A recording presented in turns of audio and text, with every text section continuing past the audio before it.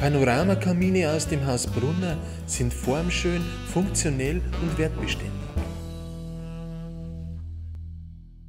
Die Konstrukteure bei Brunner legen größten Wert auf Funktionalität, Sicherheit und leichte Bedienbarkeit. Die im Hintergrund arbeitende Mechanik muss man nicht sehen, man spürt aber ein fast schwereloses Gleiten der kugelgelagerten Laufrollen, die durch die Form der Edelstahlschienen für ein sicheres Verschließen sorgen. Eine Silikat-Sonderschnur mit einem getemperten Federkern, eingebettet in ein verwindungsfreies Rahmenprofil, gibt es nur bei Brunner.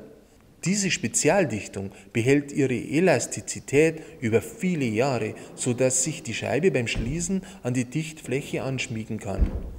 Dies garantiert die Dichtigkeit des Feuerraums von allen Seiten und damit eine saubere Verbrennung. Zum Reinigen lassen sich die Scheiben bzw. der Kamin schnell öffnen. An den seitlichen Scheiben muss nur oben und unten jeweils der Metallverschluss geöffnet werden. Beim Wiederverschließen geht es dann umgekehrt.